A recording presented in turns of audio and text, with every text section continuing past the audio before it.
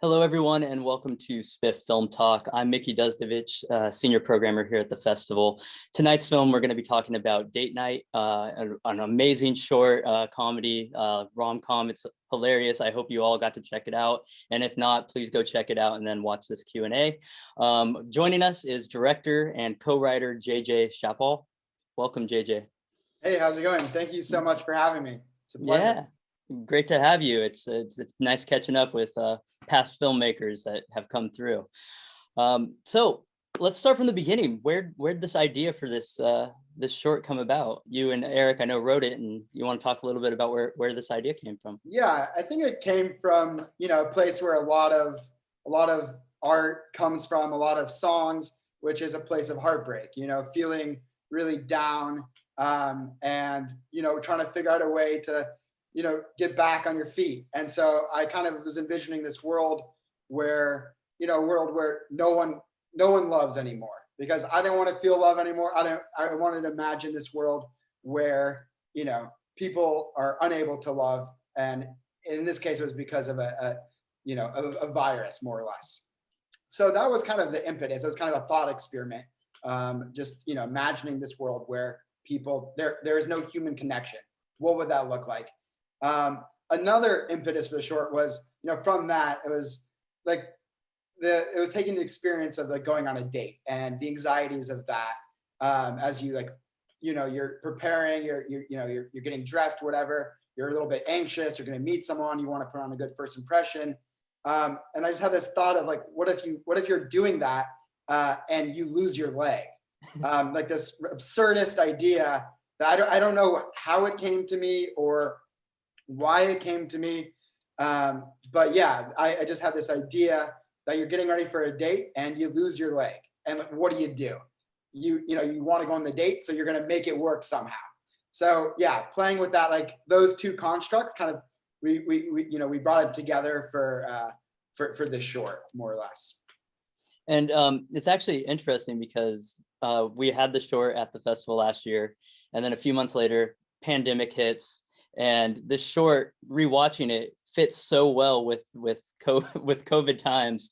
Can you talk a little bit about people's reactions currently to this short, because it is so well placed now during this time? Yeah, I mean, I think last March, like 1 year ago, like at this point, the pandemic, the novelty of the pandemic is definitely worn off. Obviously, we're sick and tired. But 1 year ago, it was kind of like some friends were texting me and we're talking. They're like, the short, like, it's unbelievable how relevant it is today. And I I was just in a different headspace. I wasn't even thinking about the short or whatever. And as I started thinking about it, I realized the themes of isolation and just loneliness, and like literally there's social distancing in this short. And so I was like, this is unfortunately very odd, and never in a million years could we have expected, that this fictional short would somehow mirror reality in the way in which it did. So it was a lot, but the parallels were certainly there's a lot of parallels. Yeah, you implemented the 6 foot rule before the 6 foot rule was even a thing. Yeah, exactly. In the scene with people getting in the elevator. Yeah, you want to talk about that? Yeah, I mean, it's like not even a scene. It's just it's part of a scene. It's part of a montage of the daily routine. And one of that is, it's people in the office. They're waiting in line to go into the elevator, and Eric and I came up with this idea.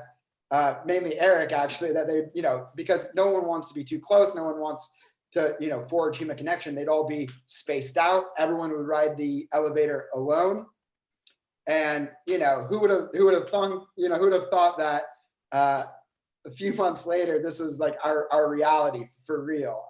So that was a very surreal moment. And it was funny because I remember shooting that scene, people were like kind of confused.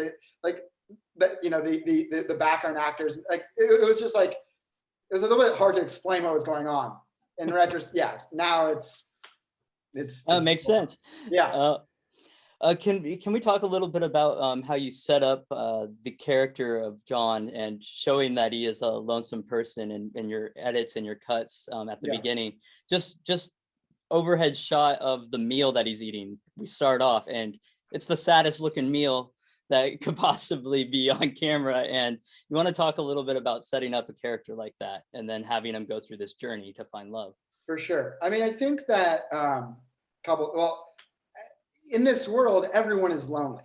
So while we're getting John and he's very lonely, I think it's important to remember that like human connection isn't a thing. So John is an everyman, but he's just the everyman of this short. But it's kind of thinking like this is how everyone is living, right? Yeah. Where they're living these like soulless, isolating existences.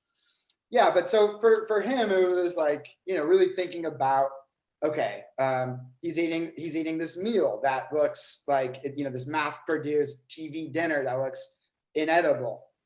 The way his apartment is shot and it, it's dark, it's kind of claustrophobic.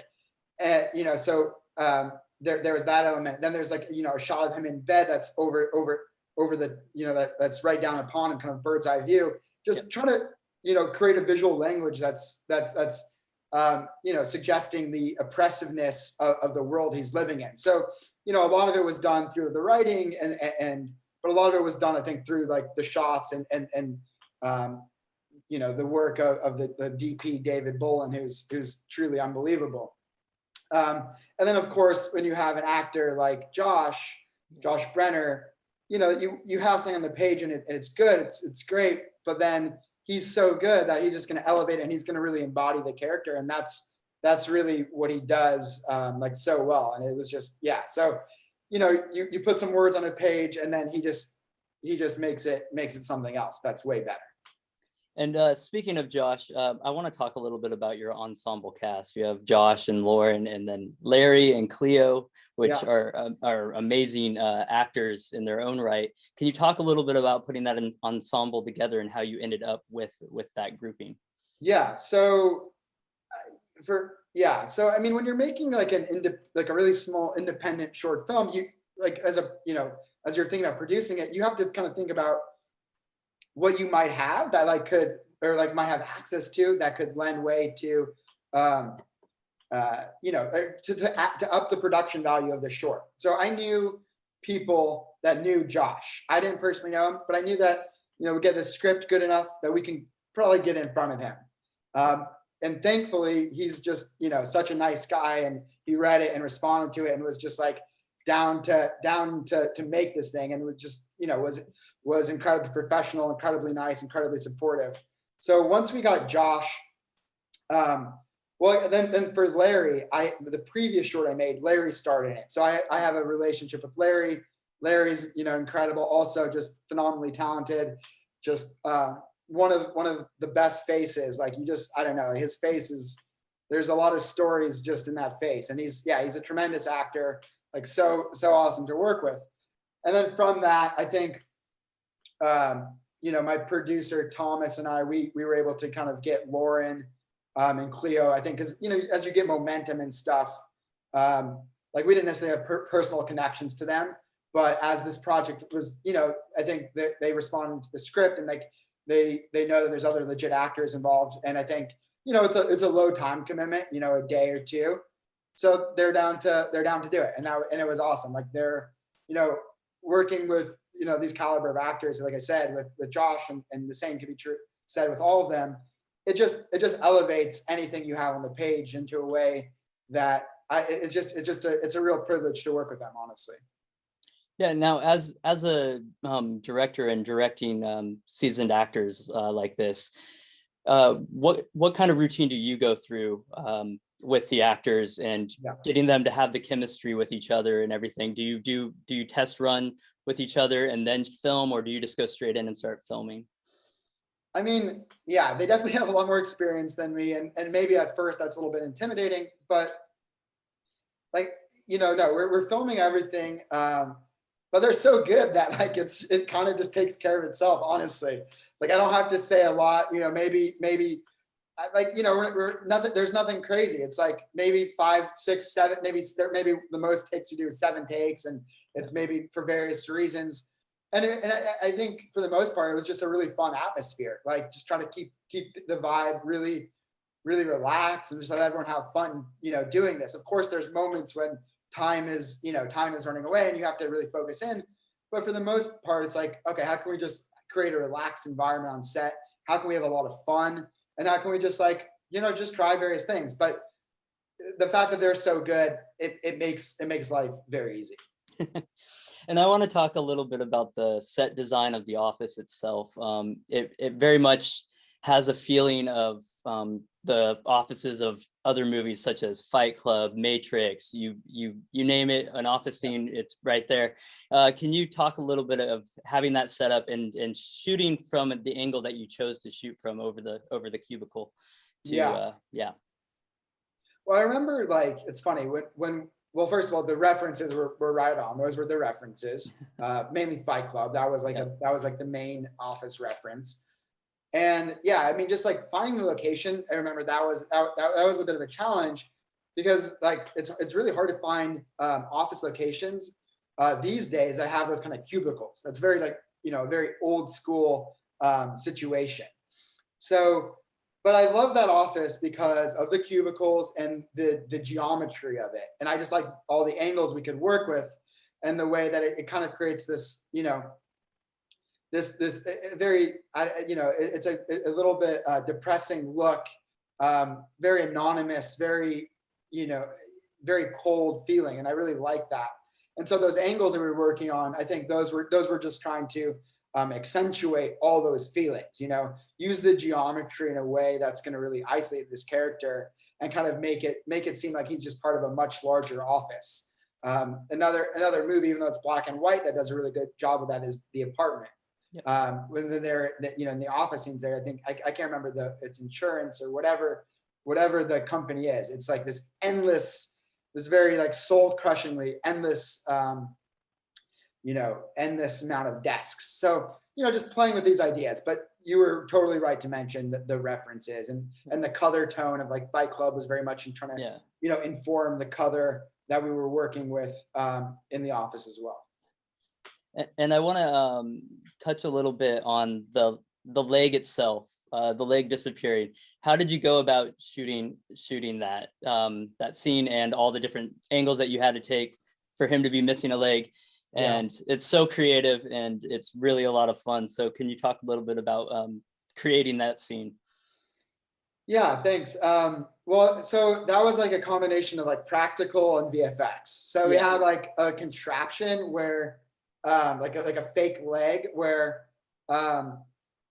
like I'm trying to remember so there's a shoe at the bottom, there's a wooden stick, and then up top there's like an area for his leg to rest on. So like, so his leg would be resting on, and you have to like walk with his leg bent up and this contraption, and then it would just be the wooden peg sticking down. And it wasn't the most comfortable thing for Josh to wear. Yeah, definitely a little bit painful. It was like taped to his leg, and it was like really challenging for him to walk around. So that was kind of like the practical thing that we created. This rig that's very strange looking. And then like the other part would be just like the VFX, the green screen, whatever, to make that work, and when he's looking in front of the mirror to see that the leg is not there. Yeah, so that was VFX. And I want to talk on the subject of, you have them going off into these fantasy scenarios and like running on the beach, and then that's what makes his leg disappear, or playing with her hair and then all of a sudden her hair is coming out. Can you talk a little bit about that choice and how and why you wanted it to be that way, instead of in a way of basically just showing the audience like this is why these things are happening. It's like what they most desire, and then all of a sudden tragedy happens for them. I think the objective or the idea behind that was to kind of go in the subjective space to kind of understand this fantasy and this feeling, this desire. It was just a way to really go to explore that and to really show the audience that like this is the dream, this is what I want. And and the running on the beach, it's the companionship, it's the human connection. So I felt like those were just kind of fun little, particularly the running on the beach. I love how that looks. I think like David did an incredible job capturing that, as did, just the steady cam there. With the music too, I just think it's just this really just dreamy situation that I think like situates us in a place where we can cut from that to missing a leg. Somehow I think that just kind of works together for the audience to not necessarily, or to be in a place where we can accept, oh, his leg is missing now. Yeah. And you mentioned the music. Can we talk about the music that was scored for this short, and also some of the musical elements that you added in? And then after that, we'll talk a little bit about sound design for the short as well. Yeah. Yeah. I mean, so I worked with a composer named Eldad Geda, who's incredible. He's Israeli composer, lives in LA now.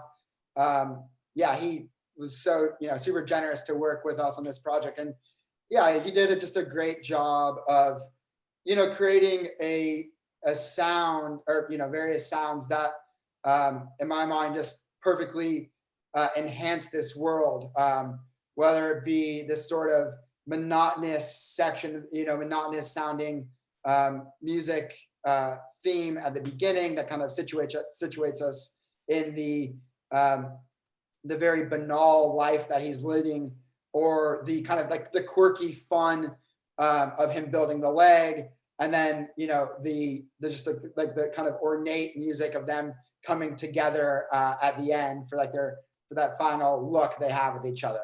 So I think he just did a great job of creating the music that just help enhance each scene, and to as this all of course all these elements work together. And I think Eldad's music was just such a key part of this. And I want to the color itself. You've mentioned the color a few times of the film, and the apartment, it's a lot darker. The office is definitely dreary and dark. But all the dream sequences are very bright and vivid, and really pull you in as he's in a place of happiness in that area, and that's how you're able to tell the differences between reality and fantasy. Can you talk a little bit about the color choices? Well, yeah, the other point. So yeah, so exactly. I mean, it's a little on the nose in a way, but it just felt appropriate of just like going really dark and going very blue, to the point of maybe going a little overboard. Like when he's getting ready for the date, he's in his room and it's blue, and it's a lot. But then again, it's almost like I like the fact that it's over the top, but maybe we might have overdone it a little bit. But then another place where there's color was on the date. That wanted the date to pop a little bit more.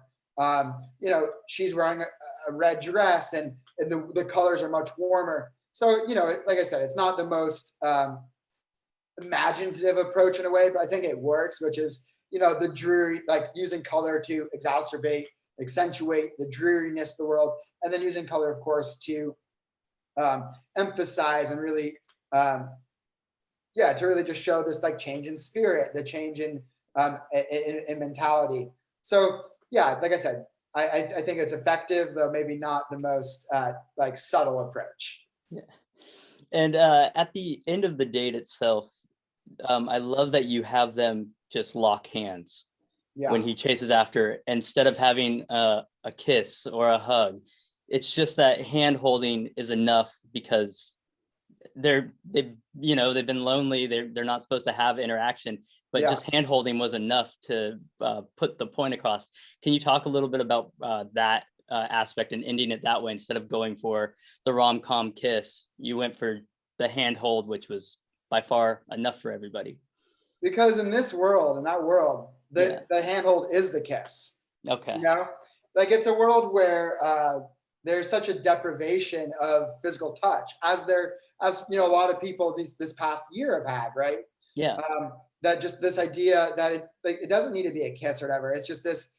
It's touching, holding hands, touching hands. It's like touching another human being, looking in another human being's eyes. It's like you can, I think that was a moment where just like less is more, to show just how how renegade this date was, and to show how deprived these people are, where just like this moment of this like very, this moment of touch is everything. So I think that was just it felt like a natural thing to do. And I love the ending with Chloe's character just saying, "How was it?" Yeah. And it brings it home. It brings it full circle. How was it? And he just has a smile on his face, showing that that handhold was enough. That's, Yeah. he sacrificed a leg to hold a hand, Yeah. and it's crazy. So can you talk a little bit about wanting to end it like that? Yeah. I mean, I think there it was just like she goes, so earlier, to set the scene a bit earlier in the movie, she was sternly warning him not to go on this date. Exactly. So I think that knowing that is important to understand the ending. She's like, you're crazy for doing this. But by the end, you understand, like, everyone's curious. No one's doing it. Everyone's curious. So while she had this stern persona and it was like, don't do it, at the end, she's like, what was it like? And John doesn't say anything. He just smiles, and she smiles back. And I love her little smile she does there, because it's just like this it's both like envy, but also just like understanding, like, man, that, like, she knows, like, that she knows she's missing out. She knows that she understands the power of that connection and what just happened. Um, with that little look. So I think just like the subtlety of that, I really appreciate and really liked. Yeah, it's great. And the one thing about the film itself is you're dealing with a theme that kind of, it can play, people can read it however they want, but you kind of deal with a commitment in a way, relationship and commitment, and where you actually have to give up something to actually be in a relationship. You're not always able to keep all your things, and so you have trouble committing. And what you do so beautifully is he gives up the leg. She like gave up part of her hair for this moment. Can you talk a little bit about the overall theme that you're trying to show? Yeah, I mean, part of it, of course, is, and in some ways it can be on the nose, but it's, the idea that, human connection and forging relationships with people, it's a risk, right?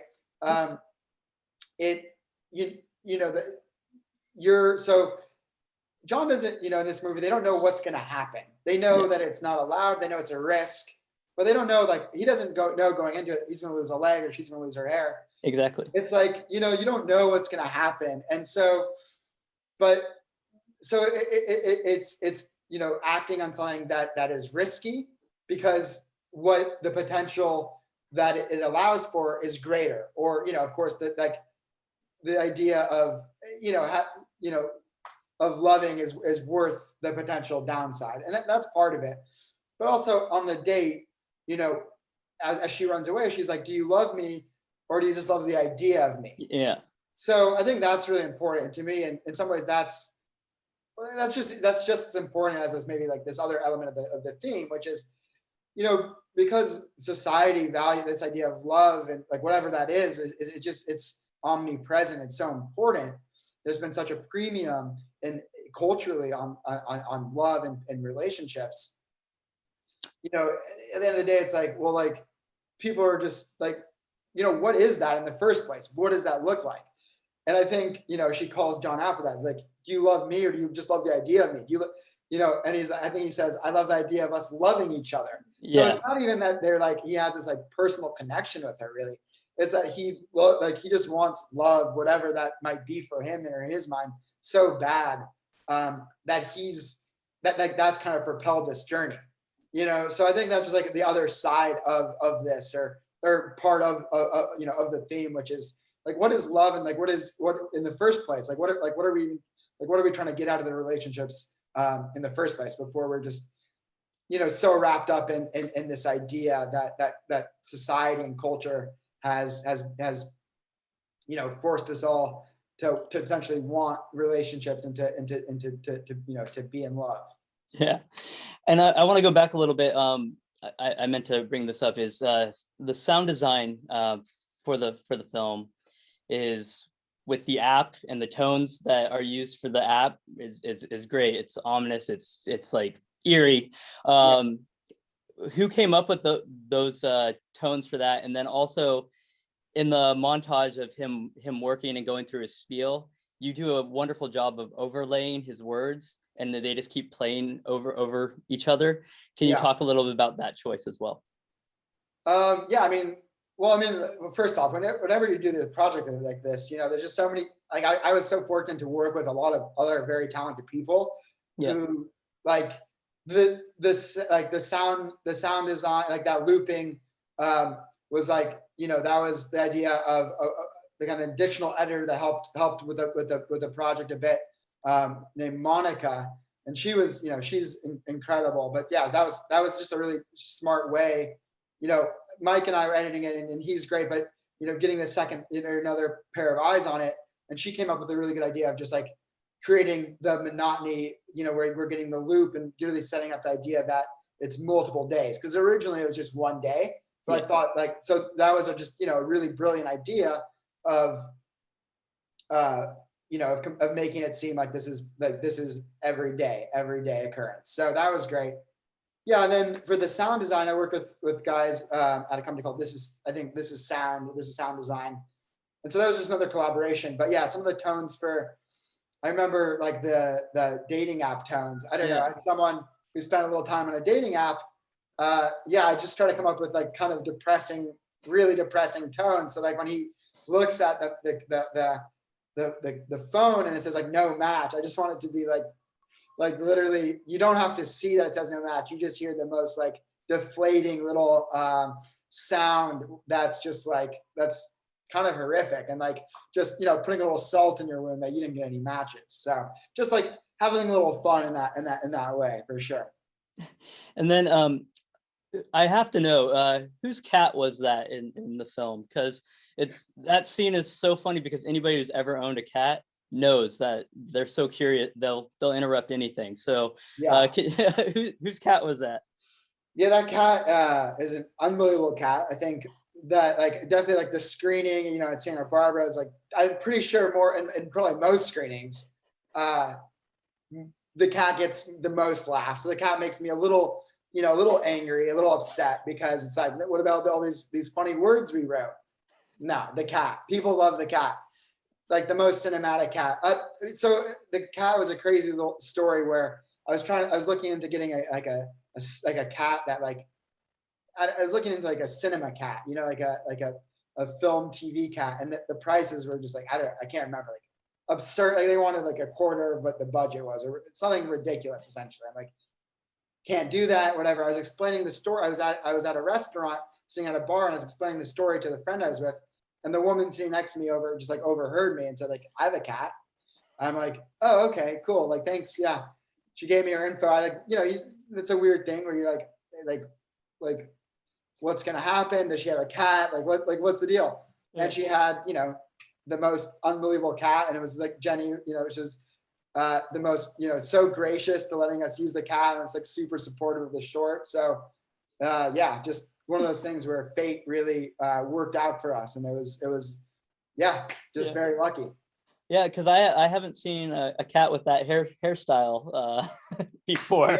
Me neither. Me neither. So it would like, yeah, exceeded the wildest dreams, and like I said, just like so generous of her to help out and to be really excited about the project. And yeah, so just when you're making these short films, and to feel that kind of support and people helping out and pitching in however they can, it really means the world in all honesty. And so that was definitely one of those instances where you're like, thank you so much. And the world that you create with this short is so amazing, and it could easily be expanded. Can you talk? We were talking a little bit before, and you're letting me know that you're actually trying to expand it into a feature. Can you talk a little bit about how that process is going currently?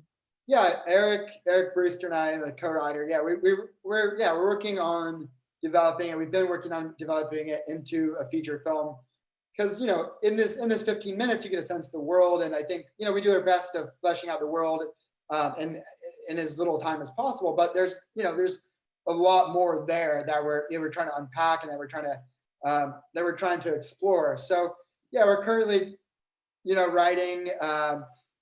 There various drafts. We're like just in that process of just like really trying to nail it down, trying to figure it out. But yeah, using this ultimately as like a proof of concept.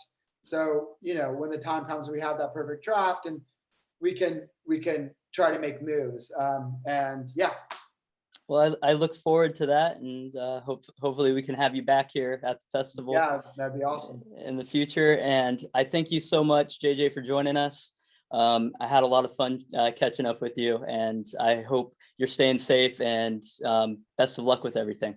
Yeah, thank you so much for having me, and yeah, best of luck in the festival. I know it's coming up, so yeah, have a great time. Thank you so much. Have a great night, man. Cool, thank you.